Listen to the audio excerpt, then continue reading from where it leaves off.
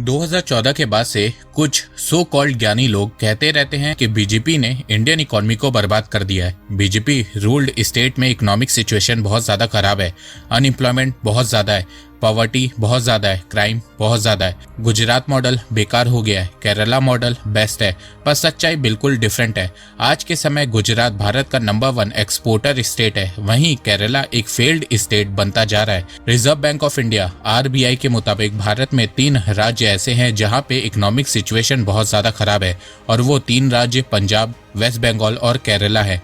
और गौर करने वाली बात यह है कि इन तीनों राज्यों में बीजेपी कभी पावर में रही ही नहीं है, और जहां पे बीजेपी पावर में है वो राज्य बहुत तेजी से आगे बढ़ते जा रहे हैं, जैसे कि उत्तर प्रदेश। तो नमस्कार दोस्तों, स्वागत करते हैं आपका चार्जिंग पॉइंट हिंदी में।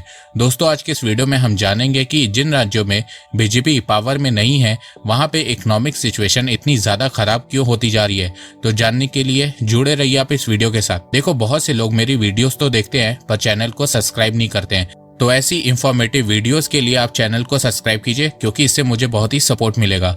आइए सबसे पहले उन राज्यों की बात करते हैं जहाँ पे बीजेपी पावर में नहीं है और वहां पे इकोनॉमिक सिचुएशन बहुत ज्यादा खराब है। पंजाब इस समय कई प्रॉब्लम्स को एक साथ फेस कर रहा है, जैसे कि ड्रग इशू, अनएम्प्लॉयमेंट, माइग्रेशन। पर इन सब से भी एक बहुत बड़ी प्रॉब्लम है जो पंजाब को बर्बाद कर रही है, और वो है पंजाब का बढ़ता हुआ कर्ज। पंजाब जो एक समय पूरे देश का पेट भरता था, भारत का नंबर 1 स्टेट था, वो आज पूरी तरह से कर्ज में डूब गया है। पंजाब के ऊपर 3,42,000 करोड़ रुपए से ज्यादा का कर्ज है, पंजाब की GDP का 46%। आज पंजाब के किसानों के ऊपर उसकी इनकम से 8 गुना ज्यादा कर्ज चढ़ चुका है। पंजाब के सरहिंद में 28 अप्रैल को जिस किसान का राहुल गांधी ने दुख दर्द सुना, जिसे सरकारी मदद का भरोसा दिलाया, कर्ज में डूबे उस किसान ने खुदकुशी कर ली है। पंजाब डेट ट्रैप में फंस चुका है। से देश के सबसे ज्यादा कर्जे में डूबे राज्यों में से एक पंजाब को लेकर बढ़ते कर्ज का मामला गर्माता जा रहा है।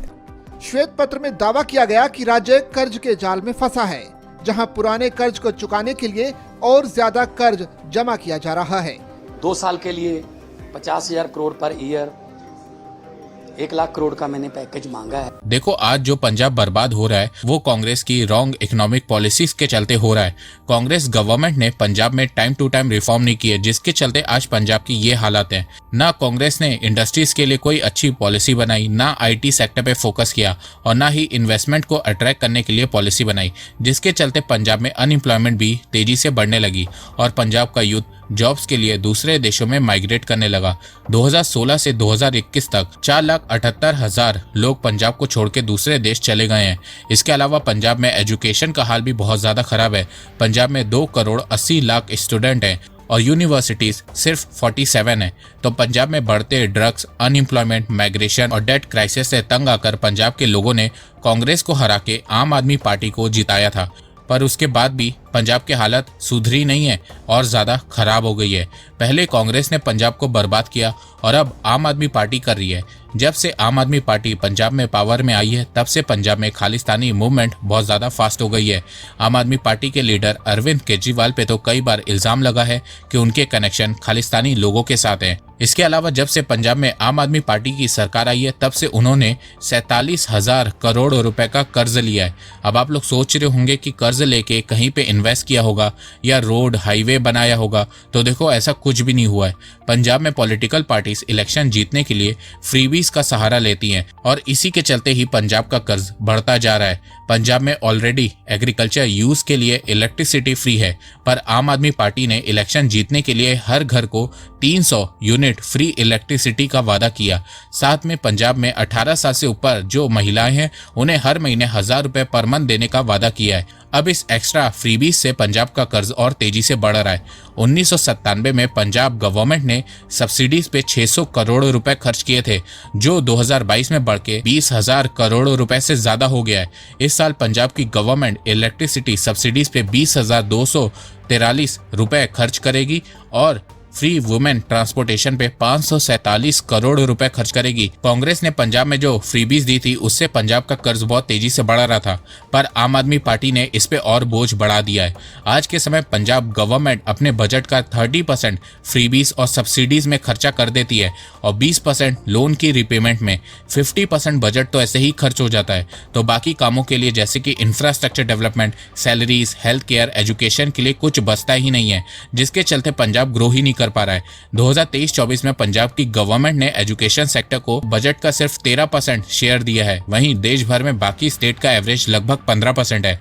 वहीं हेल्थ केयर को बजट का 4.2% शेयर दिया है और इंफ्रास्ट्रक्चर को तो सिर्फ 1.8% दिया है, जबकि बाकी स्टेट का एवरेज 4.3% है। वैसे पंजाब कैसे बर्बाद हुआ है वो मैंने इस वीडियो में डिटेल से बताया है, आप वीडियो देखिएगा जरूर। 1947 में जब भारत आजाद हुआ था तब देश में सबको उम्मीद थी कि पहले की तरह बंगाल भारत को इकोनॉमिक सपोर्ट देगा, पर कुछ समय बाद ही इन सारी उम्मीदों पर पानी फिर गया। आज के समय वेस्ट बंगाल भारत के गरीब राज्यों में शामिल हो गया है। पर कैपिटा के मामले में 1961 में भारत का नंबर 1 राज्य था वेस्ट बंगाल, आज 24वें नंबर पे आ गया है। भारत के टॉप 5 कर्ज लेने वाले स्टेट में वेस्ट बंगाल भी एक है। भारत में सबसे ज्यादा भिखारी आपको वेस्ट बंगाल में देखने को मिलेंगे। औरतों के लिए सबसे अनसेफ राज्य बंगाल बन गया है। इंटेलेक्चुअल के नाम से जानने वाला बंगाल सेकेंडरी और हायर सेकेंडरी एजुकेशन के मामले में वर्स्ट स्टेट में 2nd नंबर पे आता है। बंगाल की ये हालत पहले लेफ्ट ने बर्बाद की और अब ममता बनर्जी की टीएमसी पार्टी कर रही है। ये वही टीएमसी पार्टी है जो इलेक्टोरल बॉन्ड में 2nd नंबर पे है, पर हमारे देश के सो कॉल्ड इंटेलेक्चुअल ने टीएमसी के बारे में वीडियो नहीं बनाया है। हो सकता है कि डर गए हो। ममता बनर्जी जब से बंगाल की चीफ मिनिस्टर बनी है तब से वेस्ट बंगाल की इकॉनमी ठीक नहीं हुई है, उल्टा और ज्यादा खराब हो गई है। बंगाल में वायलेंस बढ़ने लगा है, इलीगल बांग्लादेशी आराम से भारत में आने लगे हैं, जिससे बंगाल की ग्रोथ रेट भी गिर रही है। 2012 से 2017 के बीच जहां भारत की एवरेज ग्रोथ रेट 7.1% थी, वहीं बंगाल की सिर्फ 5%। ममता बनर्जी के पावर के आने के बाद बंगाल में कुछ नहीं बदला है। जहां 1980 में भारत की 12% मैन्युफैक्चरिंग बंगाल में हो रही थी, वहीं अब ये 3% से भी कम हो गई है। ममता बनर्जी ने अब इंडस्ट्री सेक्टर पे फोकस करना ही छोड़ दिया है और वो सिर्फ एग्रीकल्चर सेक्टर पे फोकस कर रही हैं। ऐसा इसलिए क्योंकि आज भी वेस्ट बंगाल के ग्रामीण इलाकों में 70% आबादी रहती है, तो उनके लिए वेलफेयर स्कीम निकाल के ममता बनर्जी इलेक्शन जीत जाती हैं। जैसे कि टीएमसी गवर्नमेंट किसान बंधु स्कीम चलाती है जो सालाना 72 लाख किसानों को 5,000 रुपए देती है। इसके अलावा वेस्ट बंगाल के डाउनफॉल का एक मेजर कारण डर्टी पॉलिटिक्स भी है। वेस्ट बंगाल में पहले लेफ्ट पार्टी सीपीआईएम ने डर्टी पॉलिटिक्स के चलते 30 साल राज किया, वहीं आज ममता बनर्जी इलीगल बांग्लादेशियों की मदद से बंगाल में राज कर रही हैं। ममता बनर्जी के इलेक्शन कैंपेन में बांग्लादेश के एक्टर प्रचार करने आते हैं। जितने भी इलीगल बांग्लादेशी हैं जो 1971 के बाद ईस्ट पाकिस्तान से भारत आए थे, वो सब ममता बनर्जी को सपोर्ट करते हैं और ममता बनर्जी इकोनॉमी को ठीक करने के बजाय डर्टी पॉलिटिक्स में बिजी हैं। ममता बनर्जी तो खुद कहती हैं कि वेस्ट बंगाल में जितने इलीगल बांग्लादेशी हैं वो सब इंडियंस हैं। 1971 में भारत में 1 करोड़ इलीगल बांग्लादेशी थे, जो 2016 में बढ़ के 2 करोड़ से ज्यादा हो गए हैं और ये चीज आपको वेस्ट बंगाल के सेंसस में भी देखने को मिलेगी। वेस्ट बंगाल की फर्टिलिटी रेट कम है, वेस्ट बंगाल में बच्चे कम हो रहे हैं, पर उसके बावजूद वेस्ट बंगाल की आबादी तेजी से बढ़ रही है और लोगों को फ्रीबीज देने के चलते बंगाल तेजी से ग्रो भी नहीं कर पा रहा है। वैसे वेस्ट बंगाल कैसे बर्बाद हुआ है वो भी मैंने डिटेल से इस वीडियो में बताया है, लिंक डिस्क्रिप्शन में दी गई है और कॉमेंट में भी है। भारत में सबसे ज्यादा लिटरेसी रेट आपको केरला में देखने को मिलेगी, पर उसके बावजूद आरबीआई ने केरला को इंडिया का one of the worst financial manage state घोषित किया है। केरला फाइनेंशियल क्राइसिस से गुजर रहा है। केरला की गवर्नमेंट के पास सैलरीज, पेंशन देने तक के लिए पैसे नहीं है। आए दिन कुछ so called intellectual Kerala model की खूब तारीफ करते हैं, पर रियलिटी इसका ठीक अपोजिट है। केरला गवर्नमेंट सेंट्रल गवर्नमेंट से बेल आउट पैकेज की डिमांड कर रही है। The Kerala government has been citing a lot of financial crisis, you would recall, in the state. The state is now facing difficulties when it comes to paying salaries. Kerala has run up a loss of 1,10,000 crores because Kerala is on the verge of bankruptcy. Government seems to be in financial crisis. Kerala is using borrowed funds to pay off the state's expenses. Actual में केरला में जो left government power में है, उन्होंने कभी भी केरला के revenue को बढ़ाने बढ़ाने में ध्यान नहीं दिया, उल्टा हर साल अपना खर्च बढ़ाते गए, जिसके चलते केरला में फाइनेंशियल क्राइसिस आ गई है। Reserve bank of India RBI ने पंजाब, वेस्ट बंगाल और केरला को भारत का वर्स्ट फाइनेंशियल मैनेजमेंट स्टेट घोषित किया है और इन तीनों राज्यों में बीजेपी पावर में नहीं है। वैसे जिस राज्य में बीजेपी सालों से पावर में है, जैसे कि गुजरात, आज वो भारत का one of the most industrial developed state है। गुजरात में 46 पोर्ट, 18 एयरपोर्ट है जो उसकी कनेक्टिविटी को स्ट्रॉन्ग बनाते हैं। गुजरात के पास 25 स्पेशल इकोनॉमिक जोन है। गुजरात में आपको chemical, petrochemical, dairy, drug and pharmaceutical, cement and ceramics, James and jewellery, textile, engineering की मैन्युफैक्चरिंग यूनिट्स देखने को मिल जाएंगी। गुजरात वर्ल्ड का लार्जेस्ट प्रोसेस डायमंड का प्रोड्यूसर है। वर्ल्ड का 72% प्रोसेस डायमंड अकेले गुजरात प्रोड्यूस करता है और भारत का 80% डायमंड एक्सपोर्ट अकेले गुजरात करता है। गुजरात के सूरत को डायमंड कैपिटल ऑफ इंडिया कहा जाता है। गुजरात फार्मास्यूटिकल के मामले में भी बहुत आगे है। भारत का 28 से 30% फार्मा एक्सपोर्ट गुजरात से होता है। इसके अलावा गुजरात एक्सपोर्ट के मामले में भी भारत में नंबर 1 है। भारत का अकेले 25% एक्सपोर्ट गुजरात करता है। फाइनेंशियल ईयर 2023 में गुजरात ने $147 बिलियन का एक्सपोर्ट किया था। वहीं पिछले 8 सालों से बीजेपी उत्तर प्रदेश में भी है और आज उत्तर प्रदेश देश का पहला राज्य है जहां पे 14 एक्सप्रेसवे हैं। पहले उत्तर प्रदेश को माफियाओं का प्रदेश, गरीब प्रदेश, बीमारू प्रदेश कहा जाता था, पर पिछले 8 सालों में उत्तर प्रदेश पूरी तरह से बदल गया है। अब उत्तर प्रदेश में इन्वेस्टमेंट आ रही है, यूपी में क्राइम कम हो रहा है। इसके अलावा उत्तर प्रदेश के एक्सपोर्ट तेजी से बढ़ रहे हैं। जहां 2018 में यूपी का एक्सपोर्ट 88,000 करोड़ रुपीस हुआ करता था, वहीं अब ये बढ़ के 2 लाख करोड़ से ज्यादा हो गया है।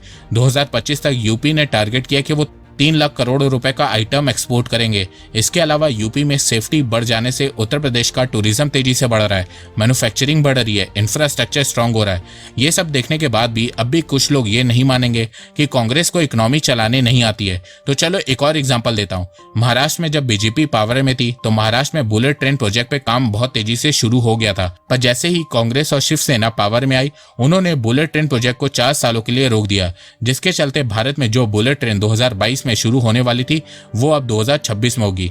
इसी तरह कर्नाटका में जैसे ही कांग्रेस पावर में आई, उन्होंने इंफ्रास्ट्रक्चर प्रोजेक्ट को रोकना शुरू कर दिया है और उन पैसों को फ्रीबीज में यूज करने लगे हैं और सेंट्रल गवर्नमेंट से और फंड्स की डिमांड कर रहे हैं। अगर 5 साल कांग्रेस ऐसे ही करती रही तो आपको कर्नाटका में भी इकोनॉमिक क्राइसिस देखने को मिल जाएगा। तो दोस्तों, आपको ये वीडियो कैसा लगा? आप अपनी राय मुझे कमेंट सेक्शन में बताइए। तो अब तक के लिए बस इतना ही। धन्यवाद। जय हिंद, जय भारत। तो दोस्तों, मुझे लगता है कि अब आपको सब समझ में आ गया होगा। तो अगर आपको ये वीडियो पसंद आए तो आप इस वीडियो को लाइक कीजिए और अब आप मुझे सपोर्ट भी कर सकते हैं पेट्रियन और यूट्यूब में ज्वाइन बटन के थ्रू। एक बात मैं कहना चाहता हूँ, आप जितनी मेरी वीडियोस को शेयर करेंगे उतनी ही रीच मेरी बढ़ेगी और उतने ही लोग मेरे से जुड़ेंगे। तो वीडियो